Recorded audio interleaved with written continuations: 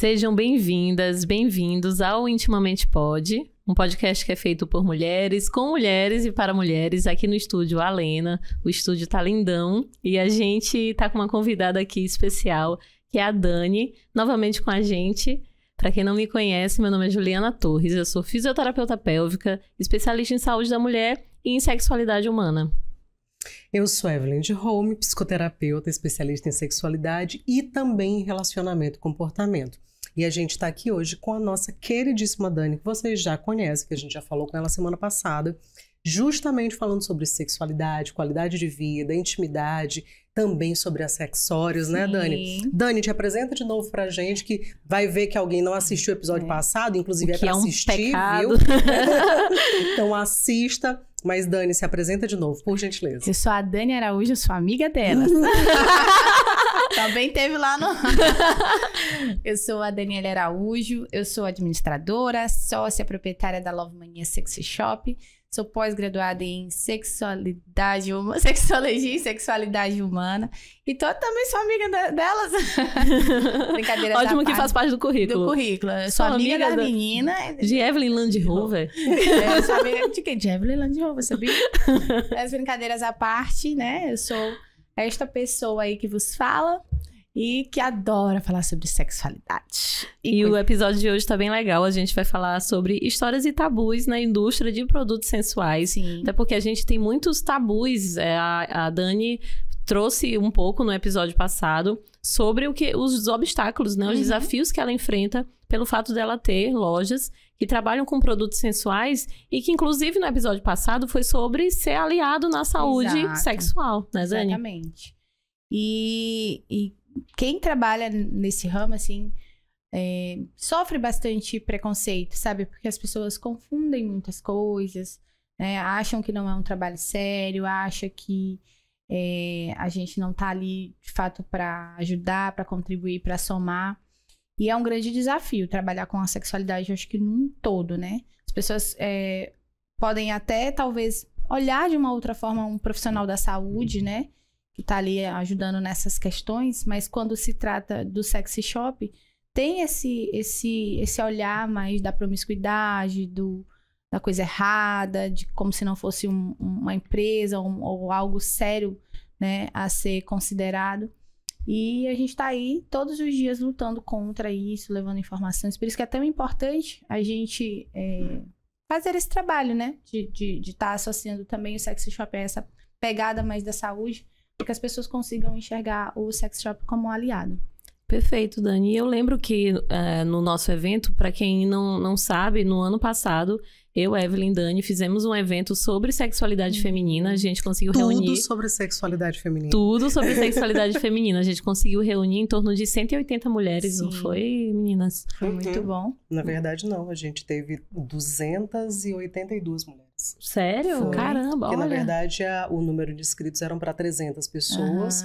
Foram realmente vendidos todos os ingressos, só que tiveram alguns... Deixa a história, né? Compra, não vai? Sim, é isso. Foi assim, a gente tinha muita expectativa em cima do evento e também ficou muito apreensiva, porque era a primeira vez que a gente ia trazer um evento desse tipo. E presencial. Presencial, né? De fazer as pessoas se deslocarem pra falar e pra ouvir sobre sexualidade. Exatamente. E lá a Dani falou um pouco sobre o mercado, né? O mercado erótico. E tu falou algumas coisas sobre a história, né? Os tabus. Exatamente. É sempre importante, às vezes, a gente entender um pouco da história do negócio para que a gente possa entender o porquê, né? Lá, de forma bem resumida, né? O Sexy Shop, ele começou através da iniciativa de uma mulher que havia se tornado viúva, porque ela perdeu o marido dela na Segunda Guerra Mundial. E ela, com filhos, né? Ela teve que começar a se virar num ambiente extremamente devastado pela Segunda Guerra Mundial, né? Onde muitas mulheres nem sabiam se iam rever os seus maridos que tinham ido para a guerra, enfim. E nesse ambiente de muita pobreza, as mulheres, quando recebiam ali os seus maridos vindos da guerra, eles vinham com muita sede, né, ao pote. E aí, muitas delas acabavam engravidando porque não sabiam utilizar, né, nem a tabelinha, né, ali a favor delas. E aí, essa pessoa que iniciou o primeiro sexy shop, ela começou a vender produtos de saúde, né? E uma cartilhazinha de como entender mais o seu ciclo menstrual e como ele poderia ajudar a evitar uma gravidez. É óbvio que nos dias de hoje nós sabemos que não é um método 100% seguro. Na verdade, nem existe um método 100%, né, seguro. Mas naquele momento era o que se tinha, né? Então, ela começou a fazer isso e aí ela foi ganhando essa visibilidade, porque acabou que as mulheres precisavam de uma pessoa com quem elas confiassem e começaram a fazer essas trocas.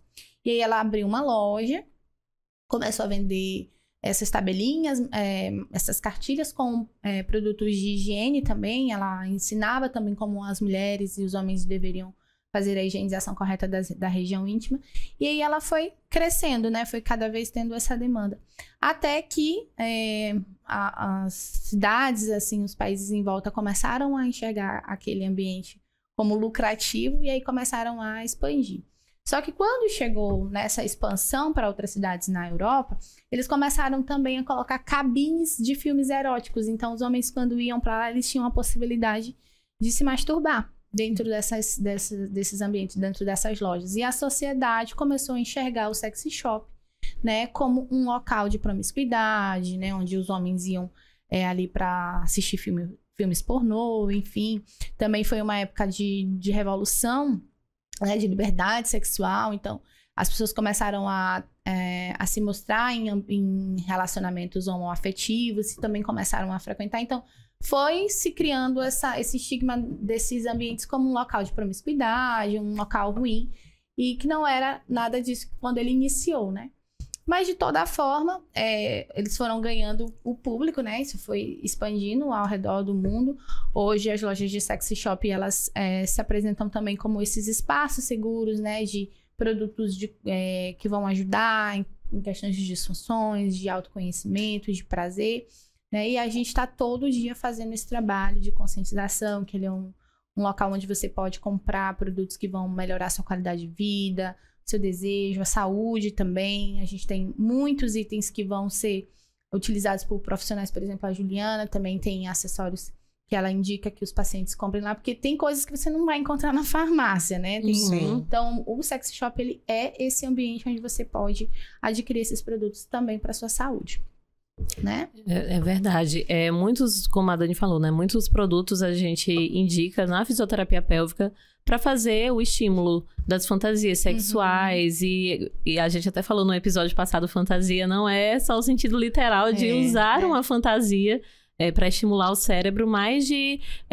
estimular o cérebro através de pensamentos eróticos, de formas que você possa liberar o restante das respostas sexuais, de excitação, lubrificação e da sensação do orgasmo em si. A gente ainda foca muito no orgasmo e esquece que toda relação sexual ela deve ser vista como algo que vai trazer benefícios dela como um todo.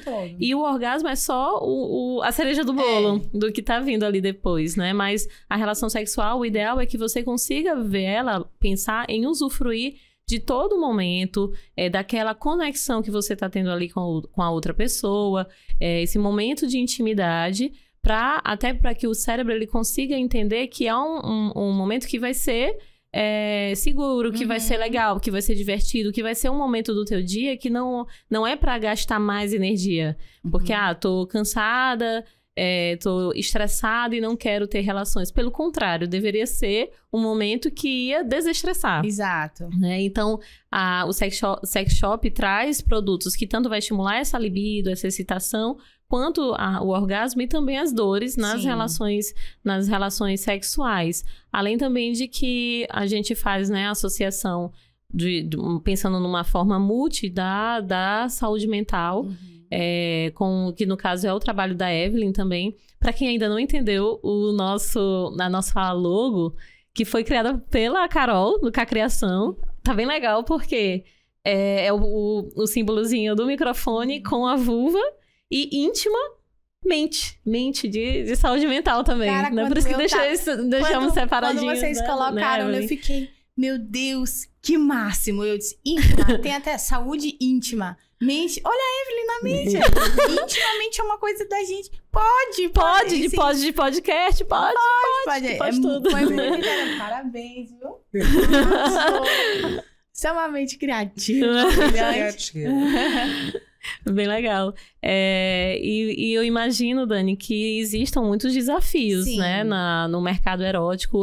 Imagino que deve chegar muita gente com muito tabu. A gente estava até comentando mais cedo sobre ainda a necessidade de ter 2 portas para entrar no sex shop, justamente porque as pessoas, apesar de entenderem a importância de procurar as lojas, ainda existe aquele medo do julgamento, né, de que precisa entrar por uma porta que é um pouco mais discreta, né? Então tudo isso eu acredito que são desafios, né, para vocês que têm lojas. São. E assim, até acho que já falei isso também.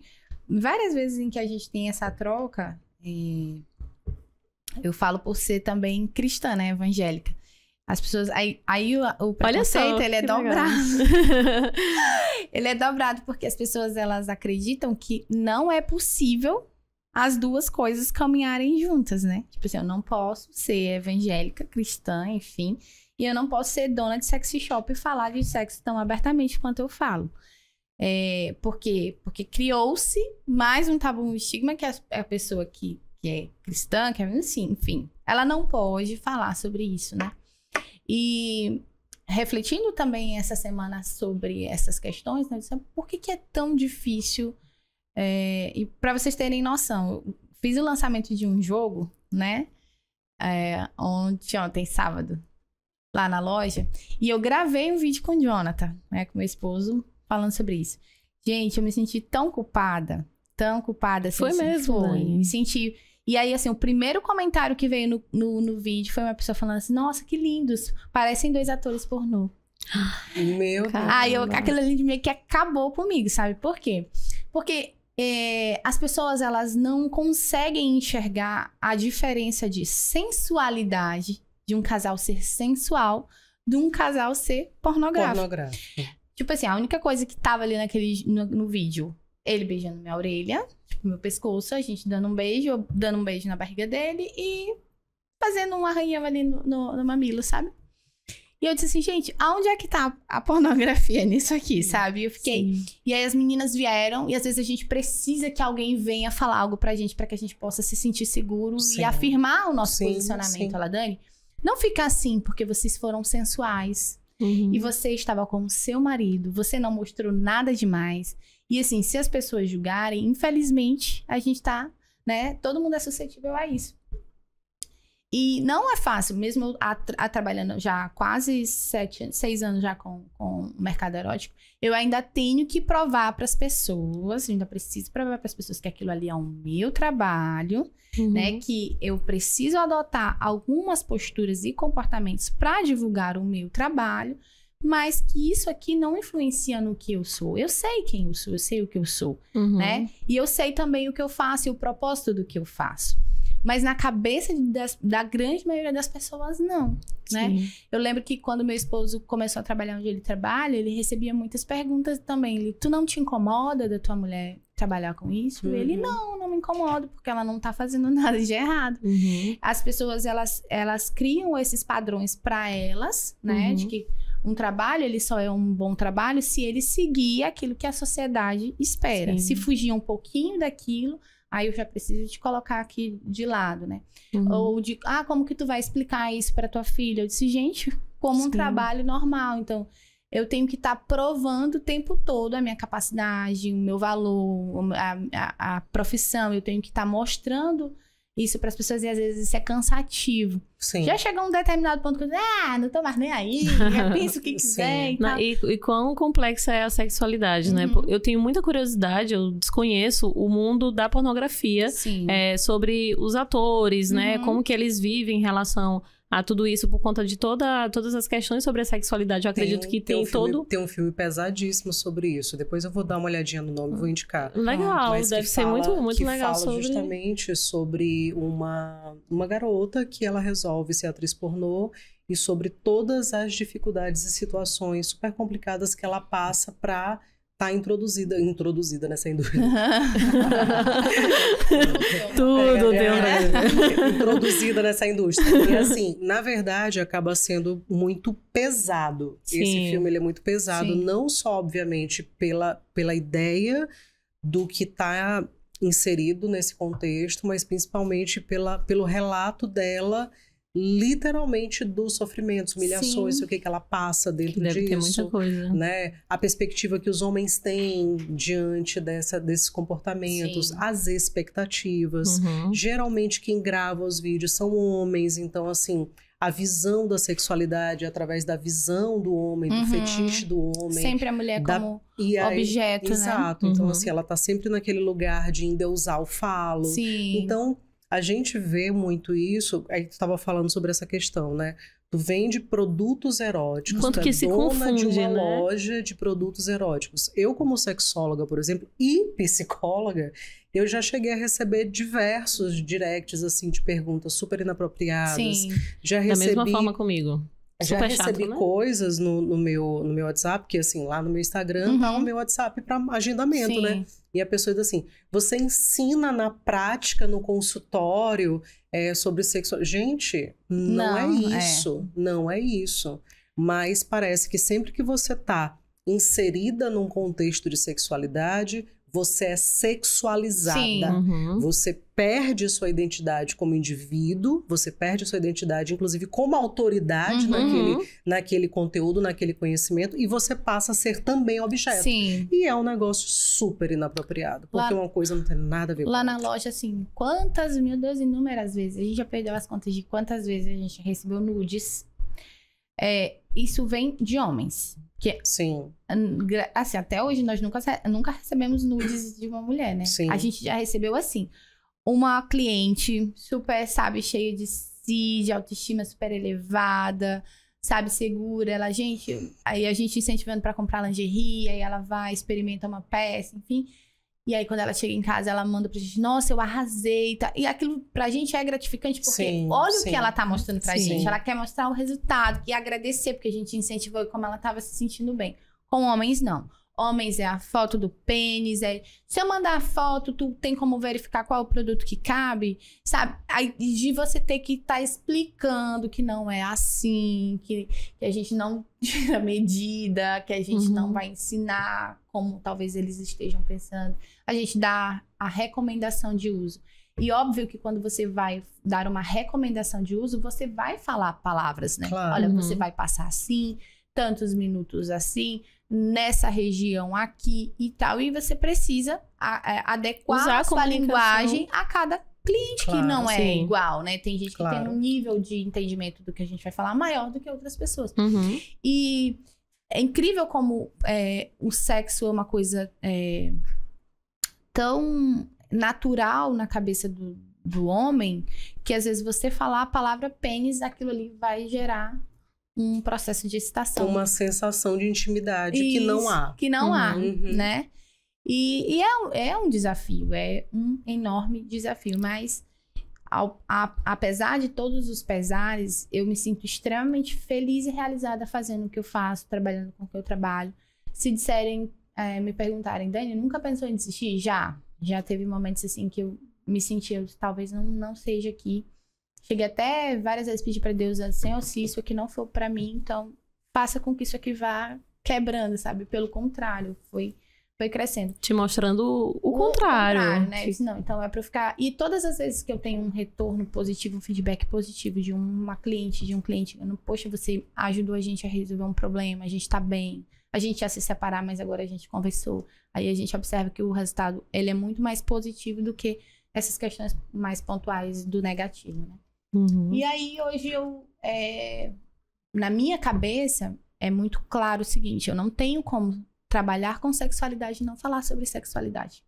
Eu não tenho como separar, por exemplo, que eu trabalho com isso, que eu vendo produtos que vão ser para essa região e eu não falar sobre essa região. Uhum. Era como se eu estivesse vendendo sobre sexualidade e fosse falar sobre um copo de água na rede social, que não tem nada a ver. Aí a forma como a gente conseguiu chegar até um público de uma forma mais leve é através do humor dos vídeos que a gente faz lá, né? no nosso perfil do Instagram. A gente tá sempre tentando trazer alguma brincadeira, alguma coisa que faça as pessoas rirem. Mas quem ri, mas compreende a mensagem, né, dos vídeos, ótimo, quer dizer que eu consegui o meu objetivo, que é fazer com que você pense sobre sexo, pense na possibilidade de sexo, e estimule a sua imaginação a respeito disso de uma forma leve. Sim. Porque antes, por exemplo, entrar num sexy shop jamais, e seguir um sexy shop na rede social. Inclusive, como que é, Dani, a entrega do teu conteúdo nas redes sociais? A gente enfrenta muito, muito bloqueio no Instagram. Por exemplo, a gente tá há mais de 6 meses sem poder fazer uma live. A gente não pode fazer uma live, porque toda vez que a gente posta alguma coisa, o Instagram vai dar esse conteúdo, não sei o que, você está de castigo.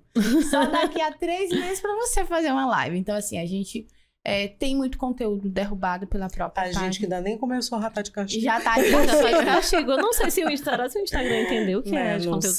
Não dá pra entender as regras Eu nunca entendo, Instagram. Principalmente porque não faz sentido na minha cabeça que o Instagram seja tão... assim, finja que tá com os olhos fechados para situações de pedofilia, né, de pornografia muito mais explícita. E uma empresa que tá falando muito mais de um conteúdo de saúde. E teoricamente deveria ser uma rede social para adultos, né? Para adultos, exatamente. Nesse ali eu vou abrir bastante o olho porque ela tá falando de saúde sexual. Não, então vou te bloquear, vou excluir esse conteúdo, né? E também as pessoas. Poxa, você sabe que você tá entrando numa página de sexy shop? Não entre. Se você vai se escandalizar com alguma coisa, se você vai se chocar com alguma fala, se aquilo ali tá fora daquilo que você enxerga como saudável ou não. Enfim. Pode começar ouvindo um episódio do Intimamente Pode, quebrando os tabus. Né? Pra depois aí abrir a mente, entender o que realmente é um sex shop. Exatamente. Pra então entrar na página. Entrar na página. Só que aí sempre... A gente sempre tenta ir por esse lado, porque é como a gente consegue conversar bem com o nosso público. A gente consegue engajar, e quando a gente fala de engajar, não é porque a gente tá querendo virar blogueira, né? Ficar famoso. Não, a gente só quer que os nossos seguidores enxerguem aquela loja como uma possibilidade de qualidade de vida, de saúde, de apimentar de fato a relação, enfim, dessas coisas. Mas a gente vive fechando a página, privando as pessoas de entrar, contas suspeitas a gente não aceita, né? Pra tentar driblar isso, porque, querendo ou não, se a gente perder a nossa conta, a gente vai ter um trabalho ali indo pra estaca zero.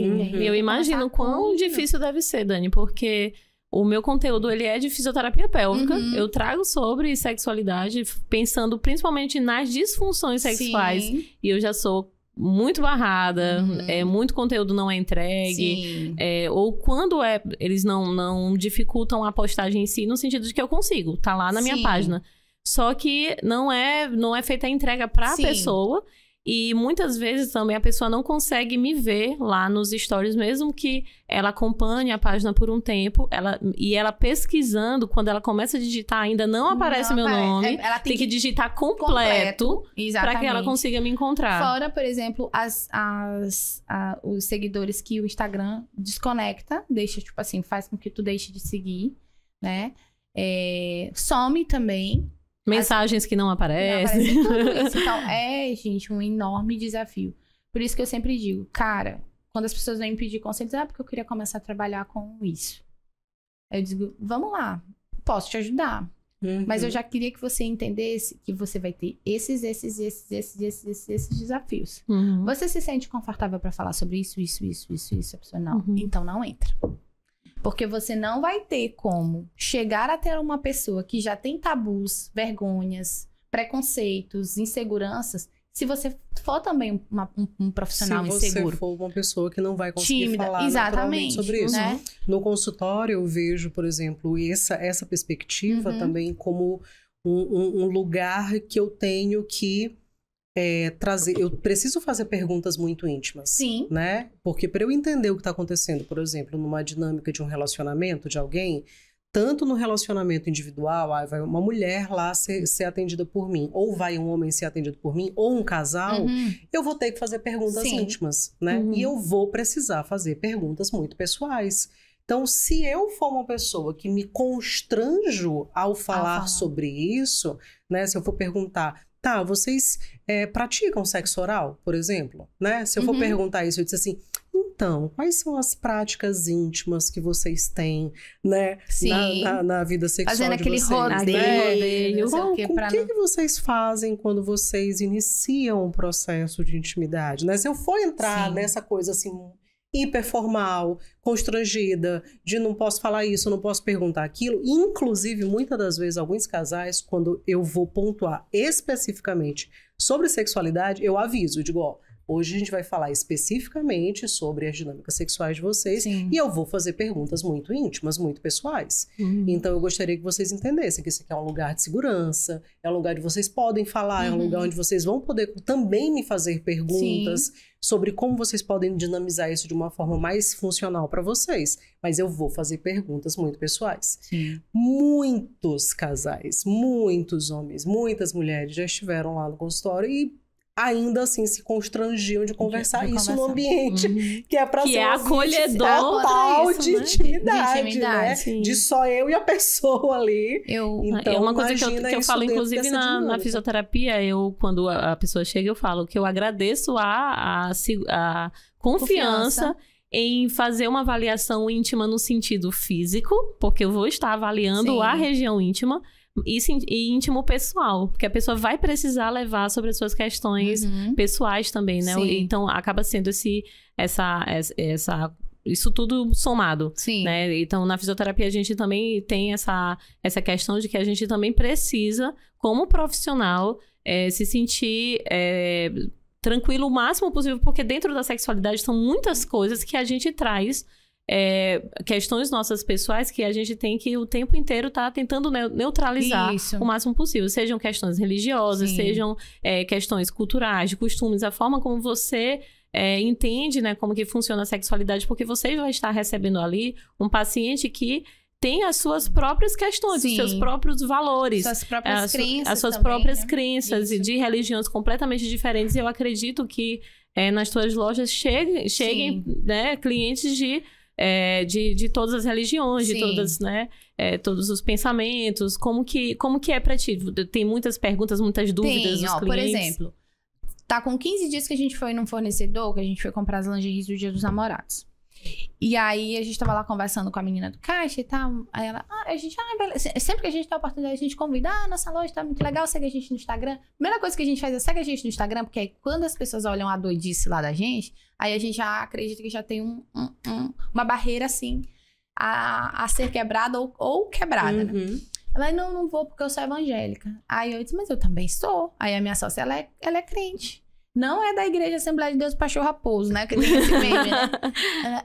Eu disse isso. Ela, e tu faz isso aqui tudo? Eu disse, mulher, eu tô debaixo da bênção. Não vai assim, brincando. Eu disse, sabia que eu sou a tia da salinha das crianças? Ela, o quê? Eu disse, sim. Ela, meu filho não ficaria contigo na salinha. Eu disse assim, tu acha que lá dentro da salinha das crianças eu fico ensinando as crianças a fazerem sexo? Aí ela ficou calada. Eu vendo lubrificante para as crianças. Ou eu vou falar sobre a educação sexual. E eu não vou mentir para vocês. O meu sonho é fazer um trabalho de educação sexual na minha igreja, porque eu sei o quanto de família... Inclusive, eu já fui chamada para palestras em igrejas evangélicas, católicas. Então, é um espaço que é importante falar. Isso. Justamente para quebrar essa ideia de que sexualidade...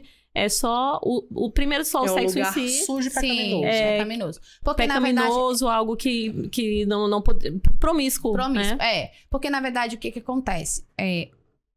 A minha crítica, não a Cristo, mas aos dogmas, né, que algumas igrejas vão criando, vão estabelecendo, é que são opiniões pessoais de líderes que acabam sendo... Humanas. Que acabam sendo impostas a toda uma comunidade. Sabendo ou não considerando que cada indivíduo é único, que cada pessoa dentro da sua intimidade, do seu relacionamento, ela tem a liberdade de fazer aquilo que ela se sente confortável. Não é porque o pastor, o líder, não sei quem que vai dizer como que eu tenho que proceder com o meu marido, ou o que eu não devo fazer, ou o que eu devo fazer, como eu devo fazer, né? Então,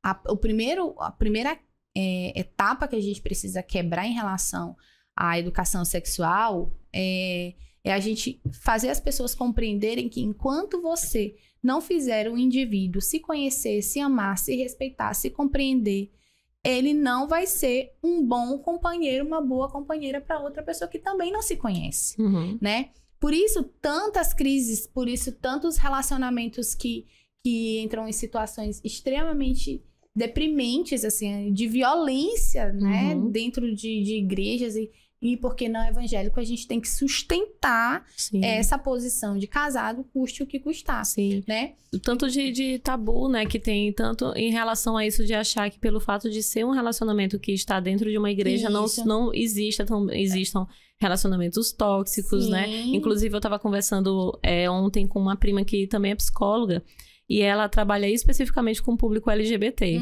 E ela me trazendo assim, Juliana, tu não sabe a quantidade de relacionamentos abusivos que tem em relacionamentos entre mulheres também, principalmente porque traz também a ideia do machismo e de ter violências dentro desses relacionamentos e de normalizar pelo fato de que não, são duas mulheres, então não pode... Não existe toxicidade, não, né? Não existe isso, não. Existe, na verdade, uma reprodução ali de muitas coisas e eu acredito que na igreja também existe muito isso de manter aquele relacionamento justamente porque está respaldado com aquela moral que é ensinada, aquela crença, né? Aquele pensamento de que aquele relacionamento monogâmico deve ocorrer exatamente daquela maneira. E né? aí, eu acho que, como eu estava falando, eu acho que uma crítica que se faz é porque... não estou generalizando, lógico, né? Mas assim, a maioria das igrejas, ela prepara as pessoas para o casamento imediato com o objetivo de evitar o pecado da fornicação, né? Só que assim, ela não instrui essas pessoas a conversarem sobre casamento, filhos, finanças, viagens, sonhos, projetos, uma infinidade de coisas. Não, vamos casar como se o casamento fosse só pra gente resolver uma questão da sexualidade, do sexo. Não é nem da sexualidade, é do sexo, da prática sexual. Inclusive, muitas pacientes chegam, pacientes que escolheram esperar o momento do casamento para ter a primeira relação sexual, que elas foram... jogadas, vou usar essa palavra, jogadas, diz assim, um dia antes dizia pro cérebro, não pode. Aí um dia depois desligou o botãozinho do que não pode mais, agora pode. O corpo não vai entender desse jeito, físico e mental. Não vai entender dessa forma, então a musculatura fica tensionada, não consegue relaxar para a primeira penetração, então acaba gerando disfunções associadas, disfunções sexuais que precisam de um acompanhamento psicológico e fisioterapêutico. Uma coisa que era para ser maravilhosa, né? Porque afinal de contas é uma expectativa, né? Acaba sendo um trauma e aquele trauma pode ser o inicial, né? O primeiro passo de uma disfunção sexual que pode ou não durar o resto da vida. Por quê? Porque como ela não sabe, ela não conhece, ela pode entender aquilo como normal. Justamente porque mas ela não tem as referências de dor, enfim. Então, voltando aí para o assunto em relação à questão do preconceito, então, eu tenho essa minha parte que eu tenho que... Isso não me impede, por exemplo, de ser cristã, não me impede de ser evangélica, porque no meu ambiente de trabalho eu falo sobre sexualidade. Ao mesmo tempo que, por exemplo, eu já recebi alguns olhares assim, meio tortos de mãe das coleguinhas da minha filha.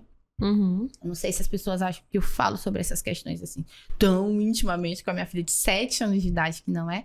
Quando ela me pergunta as coisas, eu respondo as coisas como são, só que dentro de um linguajar que ela possa compreender. Tipo, eu não escondo, eu não faço rodeio. Já me perguntou como é que veio, de onde é que veio os bebês, já expliquei pra ela como é que acontece, né? Sua filha sabe o nome de vulva, sabe vagina, sabe onde pode ser tocada, sabe onde não pode ser tocada, né? Ela fala que a mãe aí dela... entra na educação sexual que nada tem a ver com ensinar sexo. Sobre sexo, né? E aí, tipo, ela já fez um vibrador de massinha de modelar. E aí a gente, Safira, beleza, pode fazer, mas assim, na escola não. Mas porque tu vai ter que explicar e aí as pessoas não vão entender e tal. Mas é só pra fazer com que outras crianças que nunca tiveram contato com aquilo, nenhum tipo de contato, não fiquem, né, perguntando pra mim. Inclusive, eu tava ouvindo em algum lugar sobre a sexualidade do ponto de vista da psicanálise e traz muito que é uma das abordagens, não sei se é essa palavra, né, Evelyn, mas é uma linha dentro da psicologia enfim, não consigo dizer especificamente como funciona, mas de o quão a gente tem essa sexualidade ainda na nossa infância e que a gente passa a ser recalcada, Evelyn, a palavra? Olha aí, eu aqui super entendida de psicanálise. É um recalque. É uma repressão por questões sociais, culturais, que a criança ela não vê a maldade nisso. Sim. Ela não dá um sentido para, por exemplo, ela tá brincando de massinha, ela pode ter feito alguma associação em que as pessoas vão dizer que é algo errado, que é algo sujo, mas que ela não tá vendo nessa... a sexualidade. Até ela não tá porque na cabeça dela, lá, os vibradores são massageadores do pescoço, né? Aqui do ombro e tal. E às vezes ela já pegou o meu vibrador. Ela, mãe, deixa eu fazer uma massagem em você. Aí eu, tá bom, faz. Aí eu já boto o cabelo aqui pro lado. Então, na cabeça dela é aqui. Então, assim, quanto mais inclusive, eu lembrei... Pode falar. Se eu dissesse, não pega isso, eu ia estimular nela uma imaginação ou uma curiosidade... Né? Que aí com uma perspectiva, inclusive, super equívoca, entendeu? Inclusive, uma vez eu atendendo uma paciente, o filhinho dela tava lá durante a sessão. Quando eu percebi, ele tava brincando com dilatadores vaginais de carrinho. Ele pegou os dilatadores... Só que eu não vi que ele tinha aberto o armário e tinha pego... Como são coloridinhos, ele não tinha entendido o que era aquilo, né? Começou a brincar, então não tinha como entender o que... O que a gente precisa fazer hoje em relação à educação sexual é dar ferramentas para que a gente e as crianças possam se sentir seguras para falar sobre possíveis abusos, né? Estupros e, enfim, infinitas coisas que são... isso sim a gente deveria inclusive pesquisas mostrando que quando o adolescente, a criança ou adolescente, ele tem essa educação sexual, diminui a curiosidade dele e ele consegue se sentir até mais tranquilo, mais aberto para levar essas questões, porque ele vai entender o que é certo, o que é errado dentro da forma como ele está sendo criado ali. Então, ele vai conseguir ter mais abertura com seus pais, com as pessoas com quem ele sente a segurança, para conversar e não procurar coisas que vai ser natural da curiosidade, né, da criança e do adolescente, de uma maneira que não tenha um profissional ali falando. Ele pode pegar qualquer informação e achar que é correta, né? Eu lembro que quando, das poucas experiências sobre educação sexual que eu tive na escola, ali até o nível fundamental, né, que era quando... A gente pegava o livro de ciências, aí quando chegava naquela parte dos desenhos que tinha os testículos, todo mundo passava muito rápido e tal, ou então a pessoa ficava olhando e rindo aquilo ali como se a gente estivesse fazendo uma coisa muito errada.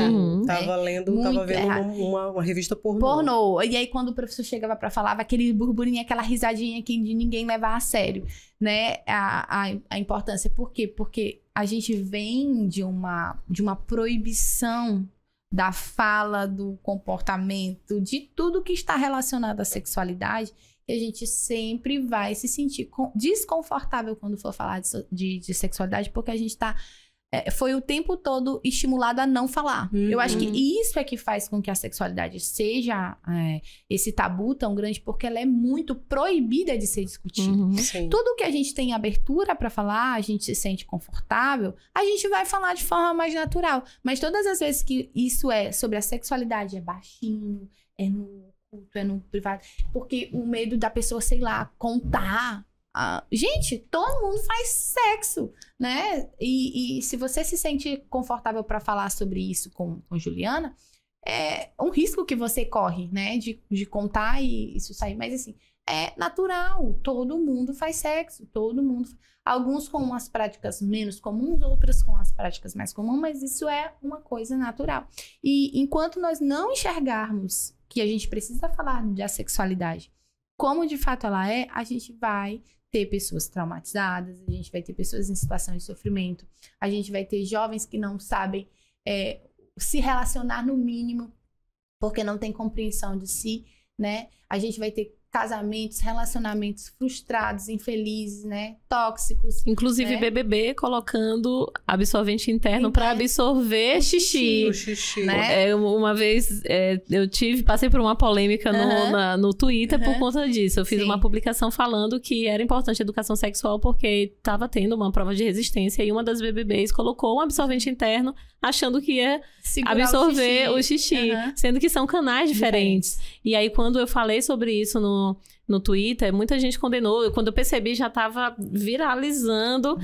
Principalmente quando se fala desses conteúdos que são mais, né, polêmicos, como colocar o BBB. Sim.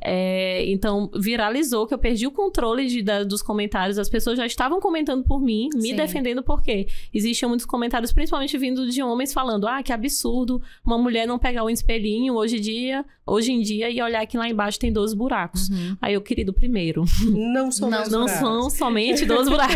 São vários buracos. Tem glândula de Bartolini, tem glândula de Skinny, tem a uretra, tem canal vaginal, tem o canal do reto também, né? O ânus. Então, assim, tem muitos buraquinhos ali embaixo.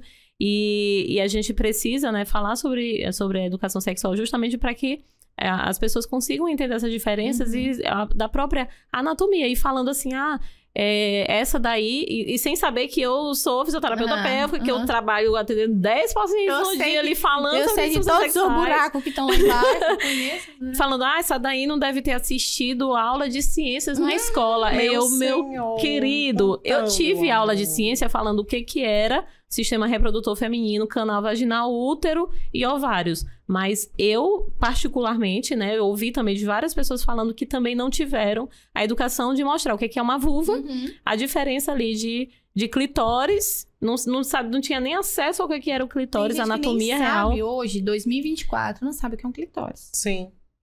Pois é. Né? E são pessoas que estão dentro de relações sexuais. Até e o quanto você vê aqueles testezinhos que o pessoal coloca, bota a foto e diz assim, ei, aponta aqui para meu ânus. Confunde sempre. Gente, então, a uretra com o clitóris é o mais... Essa semana, semana passada, no sábado, eu ouvi um relato, eu fiquei extremamente triste, porque isso é uma coisa que deve incomodar a gente, a ponto de fato, fazer com que a gente leve mais informações, né?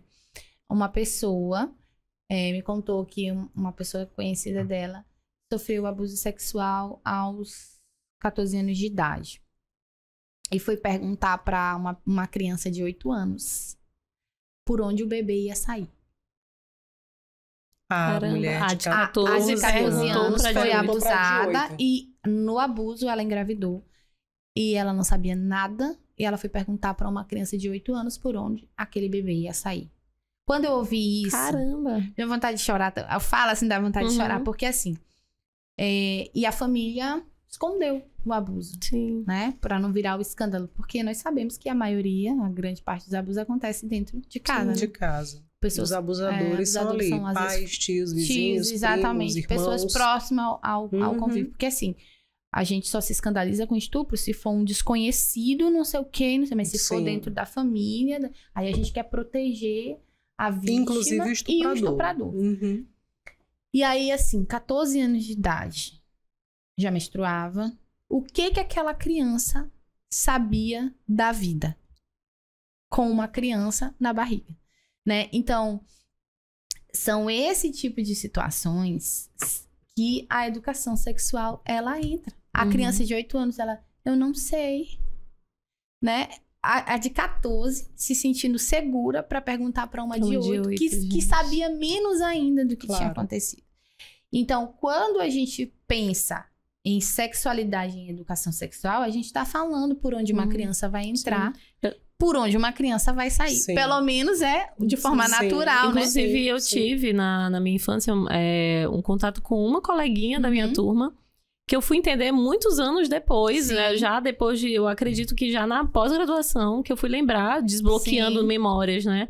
Que ela chegou pra gente contando que o padrasto tava colocando o dedinho em determinada região dela, que eu consigo lembrar, que eu acredito que já era clitóris, ou na região próxima ali da vulva. E ela contando, é porque todo dia à noite ele tá colocando o dedinho dele aqui, e falando pra gente, só que imagina, crianças, eu acredito que eu tinha o quê? 9 anos de idade.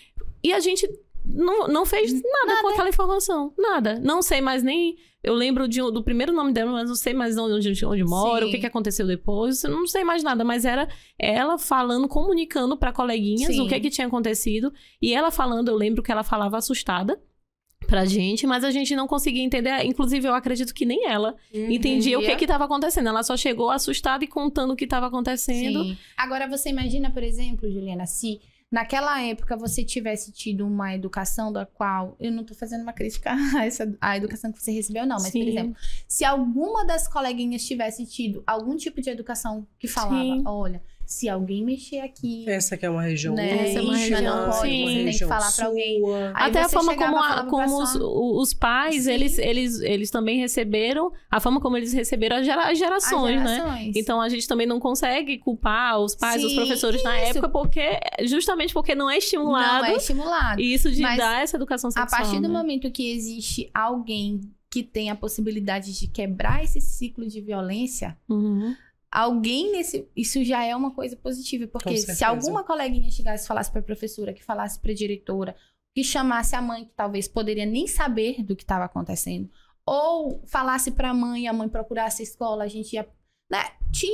Tinha ferramentas de tentar, pelo menos, tentar evitar que aquilo ali parar aquilo ali. Porque assim, até onde vocês sabem, era só um estímulo ali no clitóris, mas sabe-se lá se foi só isso. Mas lembrando que, na verdade, o contato íntimo do abuso, ele geralmente não inicia com penetração, não. Lógico a gente tá pensando assim, um lugar de oportunismo, ele inicia já com o estupro. E muitas das vezes seguido, infelizmente, de óbito. Porque a pessoa quer destruir aquelas provas ali de qualquer forma. Mas o abuso em si, ele é gradual, diário, crescente, e a gente tem que literalmente entender que não vai ser uma coisa que vai acontecer assim.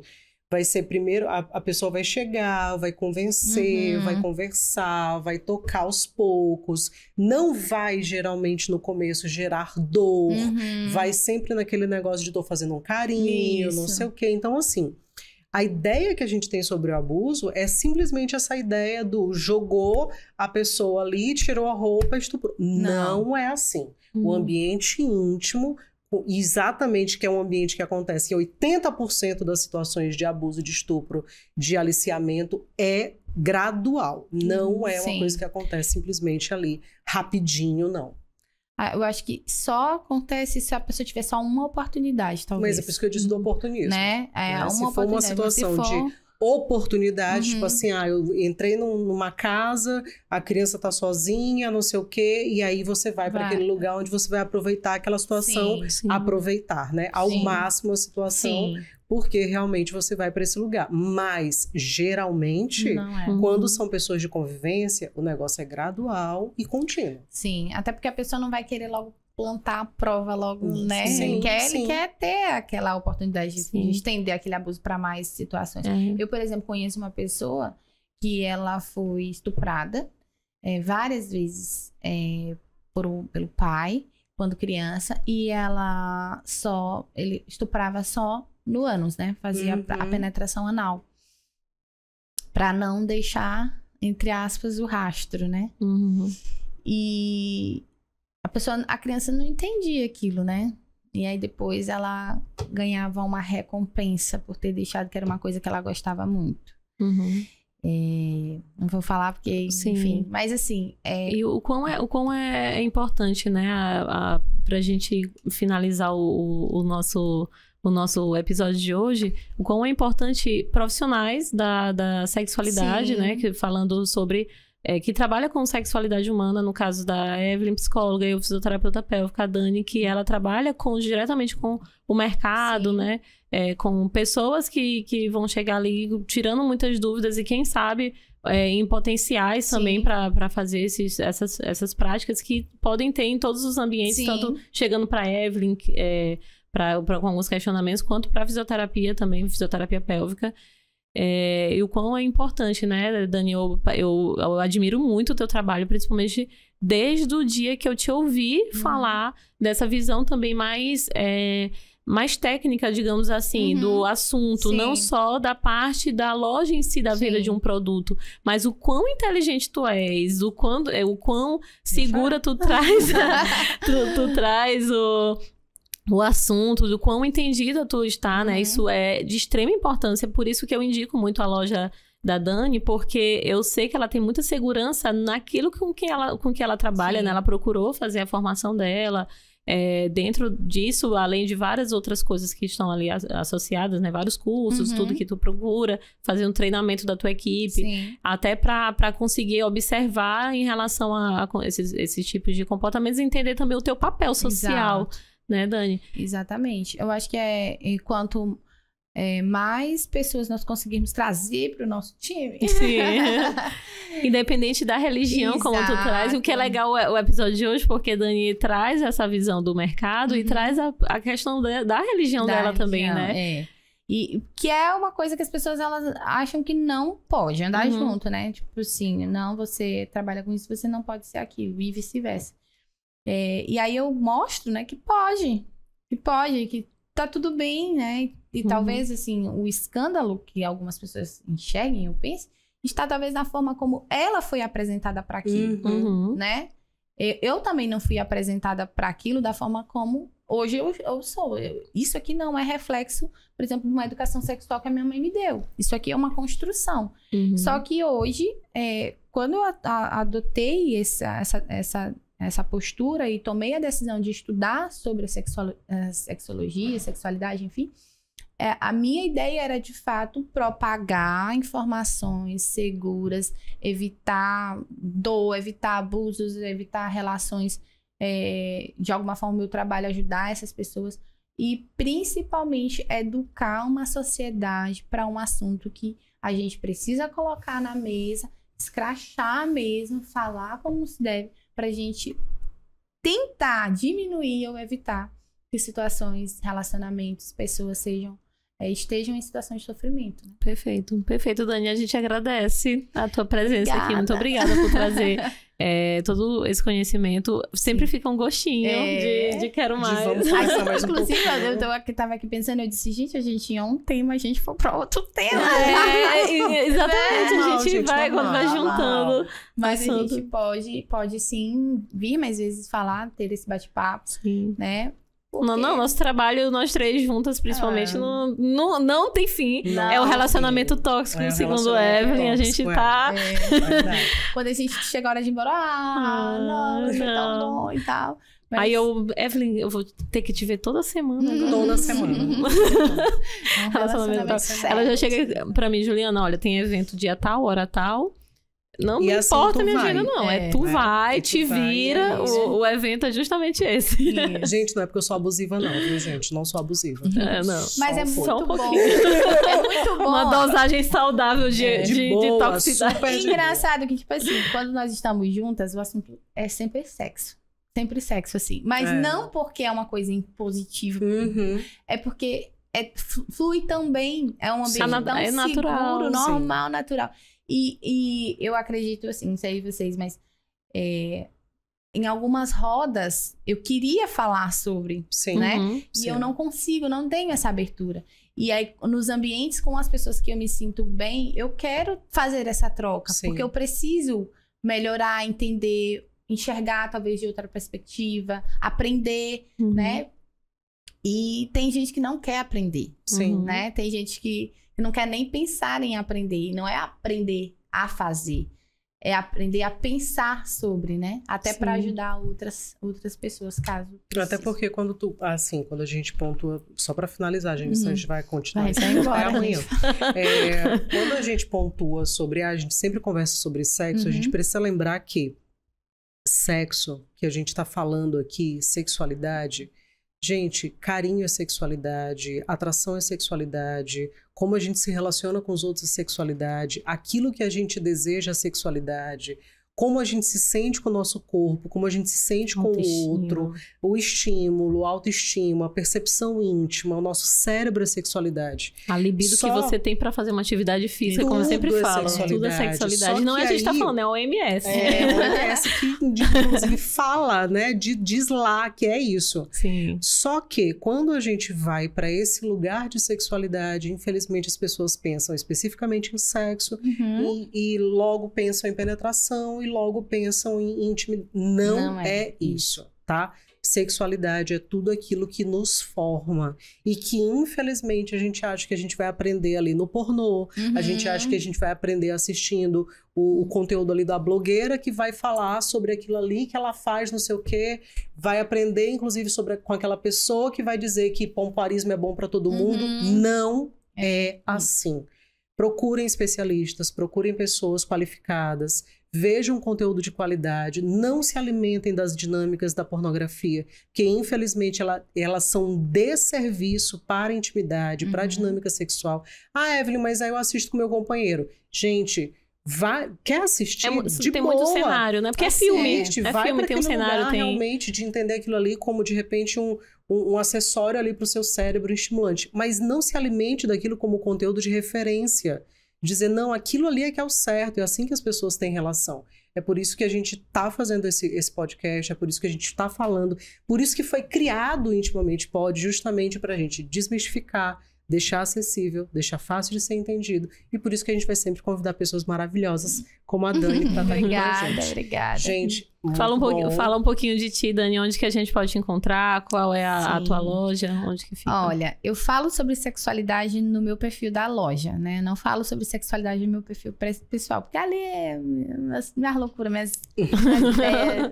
Contando teus sonhos. Meus sonhos, meu cachorro, essas coisas. Mas eu falo sobre sexualidade no perfil da loja, Love Mania SLZ, né? As lojas estão localizadas na Coab, no Pop Center, no Multiempresarial. Lógico, eu não tô todos os dias nas duas lojas, porque um corpo não ocupa muito. Ainda não dá. Mas, por exemplo, Dani, eu gostaria de ser atendida por você, porque eu tenho uma dúvida, eu tenho uma queixa, alguma coisa assim. Eu queria que você pudesse me atender, eu não vou cobrar nada mais por isso. Se for o caso, a gente resolve com o que a gente tem na nossa mão, mas se for um caso um pouco mais complexo, eu vou direcionar para as pessoas, eu vou tentar fazer você enxergar de uma outra perspectiva, né? E aí vai ser um prazer te ouvir. Eu adoro ouvir, adoro conversar, adoro trocar, adoro aprender, principalmente com os meus clientes. Saibam que todas as coisas que vocês trazem para mim servem como aprendizado, né? Serve como bagagem, até porque às vezes a sua dúvida é o problema de uma outra pessoa. Né? E tô sempre aqui, sempre que as meninas chamarem, eu vou vir. É um prazer. Prazer enorme, Dani. Mais uma vez, muito obrigada. Obrigada a todo mundo que esteve com a gente até agora. Lembrando de nos acompanhar em todas as redes sociais. A gente tá no Instagram, tá no YouTube e também tá lá no Spotify. Então não esqueçam, sigam, curtam, compartilhem, mandem pros coleguinhas, pras coleguinhas, pra todo mundo. Que a gente vai estar sempre aqui informando bastante pra vocês. Beijinho pra todos. Beijo e até a próxima. Tchau, tchau.